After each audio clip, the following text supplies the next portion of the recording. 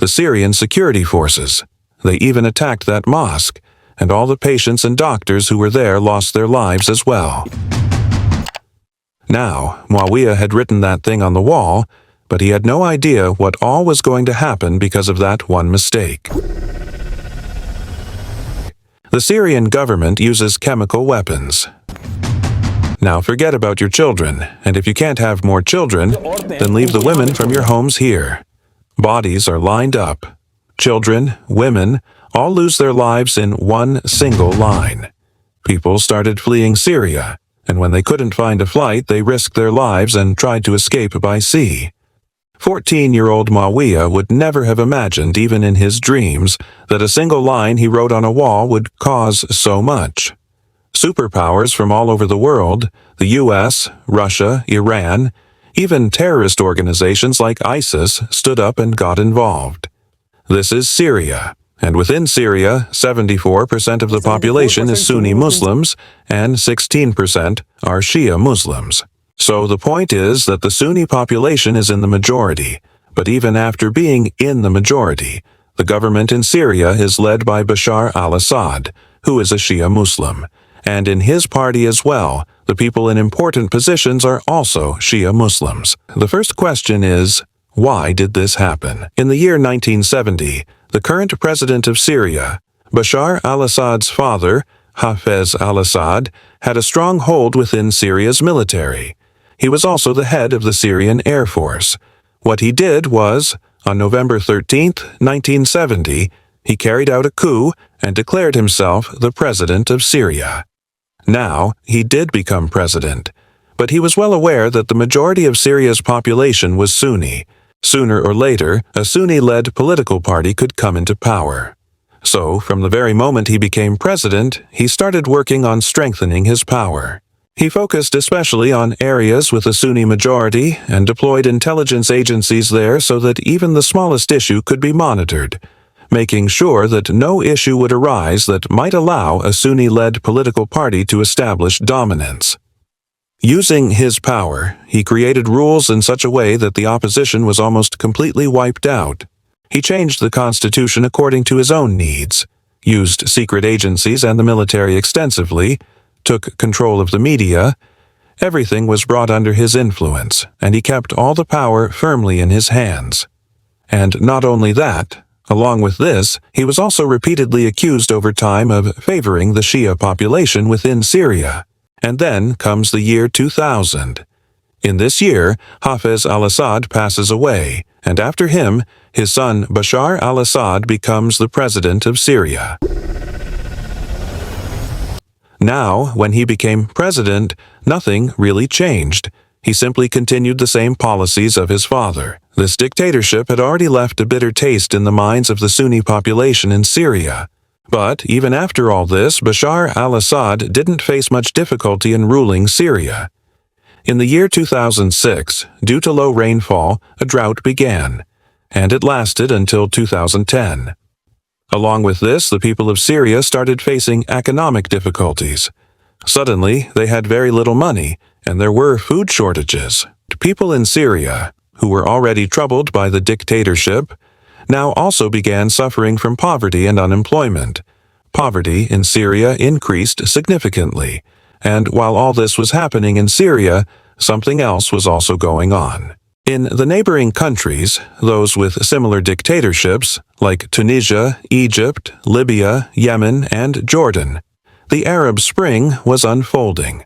That meant that in those countries, the general public was protesting against the dictatorships, demanding elections. Basically, they were demanding democracy or freedom instead of dictatorship. And the protests happening in these countries weren't small or ordinary. They had a massive impact across the Arab world. Because of this, all the dictators in the region were extremely afraid. For example, in Libya, Gaddafi was killed and elections were held. In Tunisia, Ben Ali, who had ruled for 30 years, had to flee the country. In Egypt, Hosni Mubarak, who had also ruled for 30 years, was forced to give up power, even though he had tried hard to stop the protesters, bringing tanks and military forces onto the streets. But even that didn't work. People were coming together in huge numbers, protesting everywhere. Syrians are back on the streets, driven by a rise in fuel prices, on top of an already collapsed economy. And today, there was a political earthquake in the streets of Syria against his government. People were gathering like this, protesting everywhere, and the dictators in the region were terrified. Now, all these things happening in the neighboring countries of Syria. The news of them was also reaching inside Syria through TV and newspapers. The people were already troubled by the dictatorship, and on top of that, poverty and hunger were increasing rapidly. So Bashar al-Assad was also afraid that what was happening in other countries might start happening in Syria too. To deal with this, Bashar al-Assad had already put his entire security forces on high alert. Even the smallest incident was not to be ignored. His aim was to make sure that these protests, like the ones in other countries, wouldn't start inside Syria. But Bashar al-Assad had no idea that what he feared would not only happen, it would be even worse. So, what happens next? It was February 2011 in the southern part of Syria, a place called Dara. There was a school there located not far from a mosque named Al-Omari. In that school, there was a 14-year-old boy in 7th grade named Muawiyah Sayasne. Remember this name. You'll be shocked to know that because of one incident involving this 14-year-old boy, Syria has been caught in one of the most complex civil wars for the last 10 to 12 years. The entire world's superpowers, the US, Russia, Iran, even terrorist organizations like ISIS, all ended up standing face to face because of it. The date was 26th February 2011, and Muawiyah, along with 14 other students, had been hearing news about protests happening in neighboring countries against dictatorship. On that same day, Muawiyah went and wrote something on the wall of his school in Arabic. "It is your turn, doctor." This is an actual photo of that wall. Now, Bashar al-Assad, the president of Syria, had studied at the Western Eye Hospital in London, so people often referred to him as Doctor. Muawiyah wrote that line on the wall, but he had no idea what kind of chain reaction it was going to set off. That very evening, when Muawiyah returned home, he told his father about it. His father got really scared, because he knew the government could give harsh punishment for something like that. In fact, he even told Muawiyah to hide, but by then it was too late. Too many people had already seen what was written on the wall, and the information reached the local security chief of Dara, Atif Najib, who was also a relative of Bashar al-Assad. He was furious. He knew very well that protests were erupting in neighboring countries against dictatorships, and if such actions in Syria were ignored, it could spiral out of control. So for him, ignoring this was not an option. So the next day, 27th February 2011, security forces arrive at the school and begin investigating who wrote that line on the wall, but no one reveals who did it. When they get tired and can't find answers, they detain a total of 15 boys whom they suspect, and Muawiyah is among them. After taking them into custody, the Syrian security forces subject these children to extreme torture. They are tied up in stress positions, hung upside down, have their fingernails pulled out, electrocuted with water, and tortured until they're completely broken, physically and mentally. While all this was happening on one side, on the other side, Muawiyah E.S. and the other children, S. parents, had already approached the police 2 or 3 times, begging for their children to be released. But the forces didn't just refuse. They reportedly said something even more horrific. "Forget your children. Go and make new ones. And if you can't, then leave your women with us." Hearing this enraged the people, and protests began in Dara, demanding justice and the release of the children.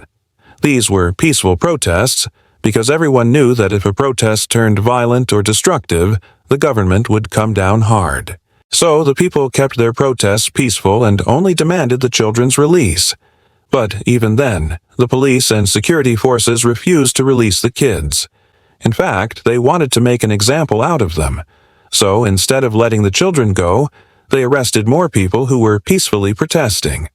As these events continued in Daraa, the news spread to other cities across Syria. People began to hear what was happening, how children were being tortured, how peaceful protests were being crushed. Soon, by March 15, 2011, protests erupted in other Syrian cities too, places like Damascus, Aleppo, Homs, Latakia, Hama, where the public started raising their voice against the government, saying this was a huge injustice and demanding the children be released. So what had started as a small protest in a small area like Daraa quickly spread across Syria, turning into a nationwide movement. And this was the time when Bashar al-Assad's regime began to realize that detaining those children might not have been the right decision, that it could actually make things worse. So, in an attempt to calm the protests, around mid-April 2011, after holding the children for about 45 days, the Syrian government released Muawiyah and the rest of the detained boys. Now, although the government had released them, when the children came out, their condition shocked everyone. These were very young kids, unable to even stand on their own feet. Their fingernails had been pulled out and their bodies were covered in wounds. When the children shared their story, and that story spread far and wide, public anger exploded. People began to protest again. On 22nd April 2011, it was a Friday, and after the Friday prayers, people gathered, discussed the situation, and came together in the streets to protest again. But this time, it was not a peaceful protest. People marched against Bashar al-Assad, raised slogans against him, and there was violence during this protest. This day came to be known as the Friday of Dignity. The Syrian forces tried their best to control the crowd, but when they failed to do so, on 25th April 2011, the forces opened fire on the crowd, and 2 people lost their lives in that incident. The next day, more slogans and protests took place. At that time, the Syrian government claimed that the public was not following orders, that people were gathering again in large crowds and shouting slogans. To deal with this, the government deployed helicopters and tanks onto the roads. Bullets were fired, and the Syrian forces were given direct orders. No matter what happens, do not allow these protests and gatherings to continue. Stop them by any means necessary. After that, the forces opened heavy fire on the protesters, and many people lost their lives. The original footage of these incidents, showing people being shot at and running in fear, is still available on the internet if you search for it. But this decision by the government to use gunfire and tanks against protesters backfired badly. Instead of calming things down, it escalated the situation even more. Where earlier protests were happening in about 10 cities, now people in 20 cities across Syria stood up against Bashar al-Assad, demanding that he step down. In short, what had been happening in neighboring countries, anti-dictatorship uprisings, had now come to Syria as well. Clashes between civilians and soldiers began occurring almost daily. The crowds of protesters didn't have any real weapons. They fought using just stones, sticks, and clubs. Meanwhile, the security forces were equipped with advanced weapons, which meant that most casualties were among the civilians. And it didn't end there. Injured protesters who managed to reach hospitals were met by government forces there too. Police officers were stationed inside hospitals, and any protester who came in injured was immediately arrested and taken to jail. So, in a way, getting injured in a protest almost guaranteed imprisonment. To deal with the situation, people stopped going to hospitals. There was a nearby mosque called Al-Omari Mosque, so instead of going to hospitals, some doctors gathered there and started treating the injured. They set up a kind of first aid arrangement inside the mosque. A few days later, Syrian security forces found out that people were receiving treatment and hiding in that mosque. So the Syrian security forces attacked the mosque as well. All the patients and doctors present there lost their lives in the attack. This attack faced massive public opposition. After that, ordinary citizens, including women and children, started reacting aggressively to the security forces. They would throw stones or sticks at them whenever they saw them. Protests started erupting all over Syria. By the end of 2011, more than 1,000 civilians had lost their lives. Many Syrian army soldiers were also killed, as civilians would throw stones and other objects at them. Moreover, some soldiers in the Syrian security forces refused to shoot civilians, and those soldiers were also executed. The Sunni Muslims across Syria had completely turned against Bashar al-Assad. They had accepted that they would likely die anyway, but they were determined to remove him from power.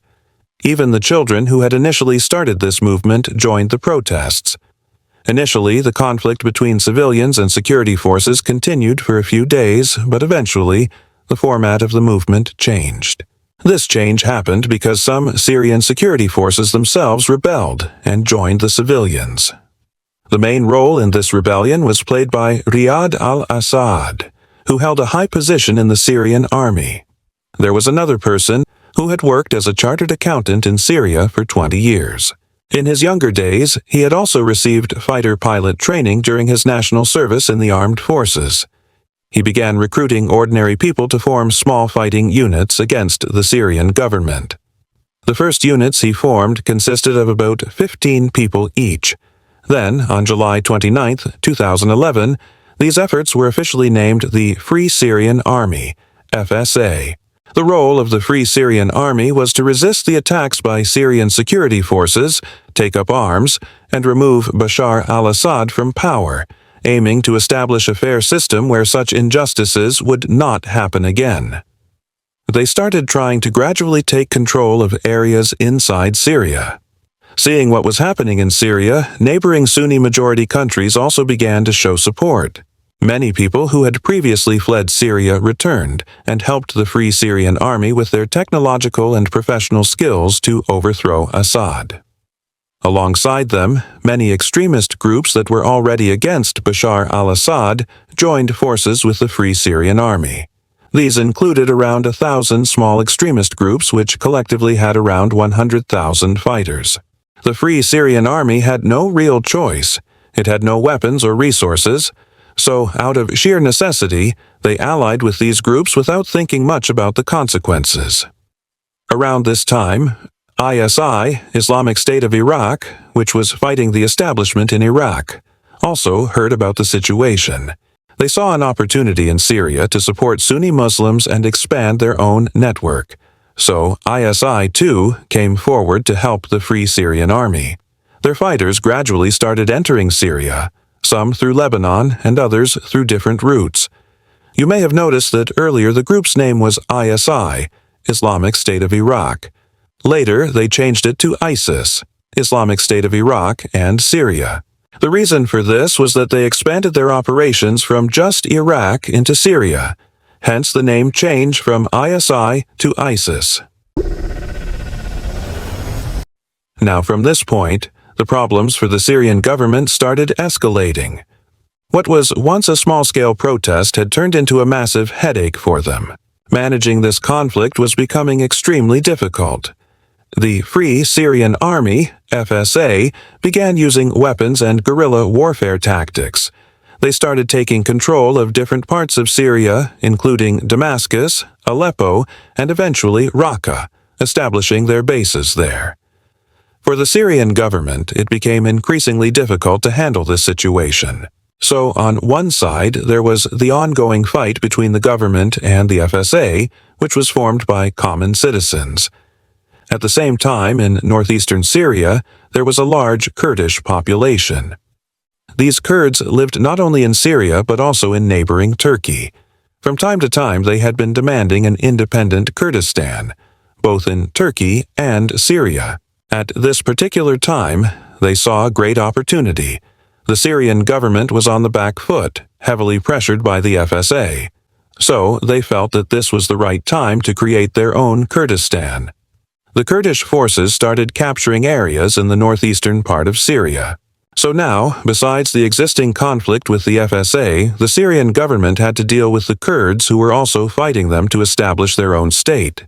Now, before I continue further, let me summarize the situation up to this point. there were 4 different entities in Syria, each fighting for its own cause. 1. The Syrian government. 2. ISIS. 3.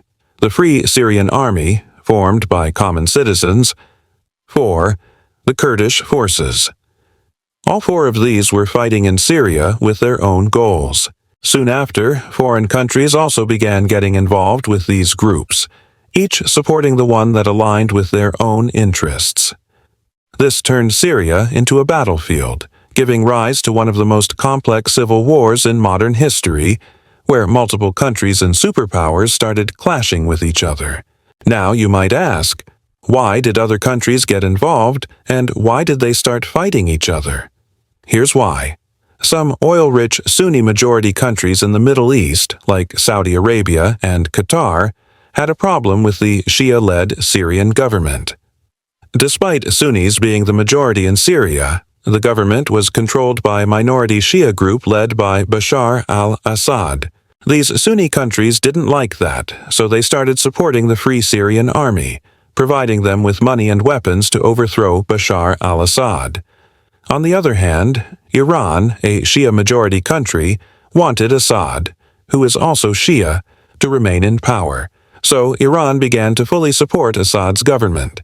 Advanced technology and even military equipment were sent to the Syrian government so it could handle the situation and maintain its establishment. These were the Middle Eastern countries supporting the opposition. Similarly, Bashar al-Assad had strong ties with Russia, and Assad staying in power in Syria was very beneficial for fulfilling Russia's interests in the Middle East. So Russia also came forward to support Assad, meaning the Syrian government, and used this opportunity to enter Syria and increase its influence in the region. Now, if Russia got involved, how could the United States stay behind? The U.S. secretly tasked the CIA with training the Free Syrian Army, FSA, and supplying them with weapons so they could fight against the Assad regime. This is how countries from all over the world got involved in the Syrian conflict, and these nations and superpowers divided themselves among the 4 main groups, each trying to fulfill their own interests. As a result, fighting began happening in Syria daily. Then, on July 18, 2012, in Rada Square, Damascus, the Syrian government was holding a meeting of its Central Crisis Management Cell to deal with the ongoing crisis. The meeting included some very important figures from the Syrian government. The Free Syrian Army, which had been closely watching this meeting for days, bombed the entire building. This bombing killed Syrian Defense Minister Daoud Raja and also Bashar al-Assad's brother-in-law, Asef Shaukat. This was a huge setback for the Syrian government. After this incident, Bashar al-Assad became extremely angry and launched relentless attacks on the Free Syrian Army. The highest number of casualties on the rebel side occurred during this period of retaliation. Despite all this, the Syrian government was still unable to regain full control. The rebels of the Free Syrian Army couldn't be pushed back because they were receiving heavy external support. In Damascus, there's an area called Ghouta, where large-scale weapons shipments were coming in from Jordan, meant for the Free Syrian Army so they could continue fighting the government. Despite fighting multiple battles, the Syrian government had no effective solution to this. Ghouta itself had a large Sunni population, which further strengthened the rebel support in that region, and especially in the eastern side, the population was entirely against the Syrian government. There were many clashes between the government and the people in that area over time, but still, the Syrian government was unable to suppress them, and it was from this area that weapons were being smuggled through Jordan. So, when no solution was found, on August 21, 2013, once at 2:30 a.m. and then again on the same day at 5 a.m., the Syrian government used chemical weapons. A sarin nerve agent was used. The bodies were laid out in lines. Children, women, everyone died, lined up in rows. Now, 188 to 200 countries have signed the Chemical Weapons Convention, pledging not to use chemical weapons. But Syria had not signed it, and using chemical weapons is extremely inhumane. People die in terrible ways. It's considered a major war crime. So, Bashar al-Assad did use chemical weapons, but after this incident, there was global outrage. Human Rights Watch and Amnesty International urged the United Nations to bring the case to the International Criminal Court. At that moment, everyone believed Bashar al-Assad wouldn't survive. His exit from Syria seemed certain. But China and Russia vetoed any action, canceling the move completely. From that point until 2017, they used the veto 7 times to protect Syria.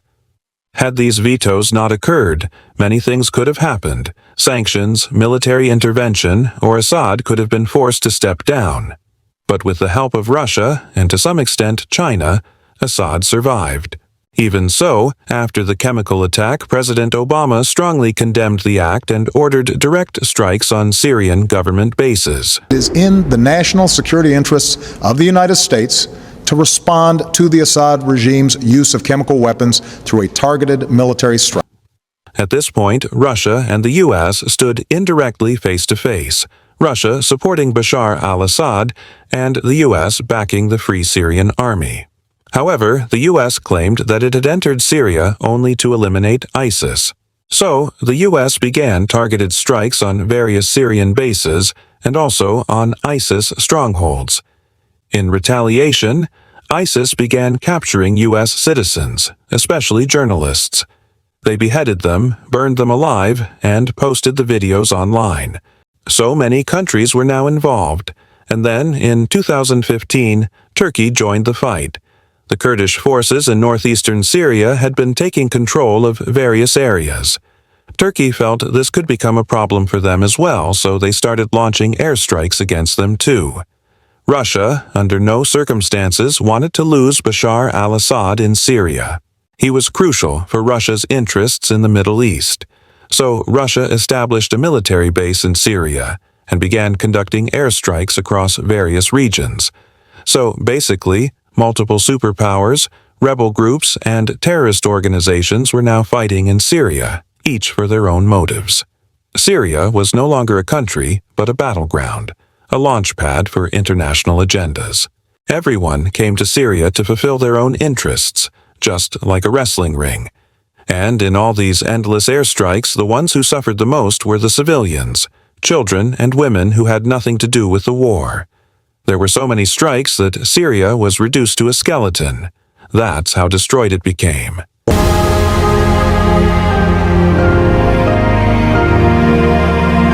In 2016, when Donald Trump became president, he withdrew the U.S. from Syria. He said, "Bashar al-Assad will remain in power. We have nothing to do with this never-ending war." So the U.S. pulled out. But in 2017, Bashar al-Assad again used chemical weapons, killing 85 people, including more than 10 children. After that incident, the U.S., which had previously exited, was forced to re-engage in Syria and officially resumed strikes. This most complicated civil war in the world has taken over 400,000 lives. More than 80% of Syria's population became impoverished. People began dying of hunger, and they started fleeing the country. When they couldn't find flights, they risked their lives crossing the sea.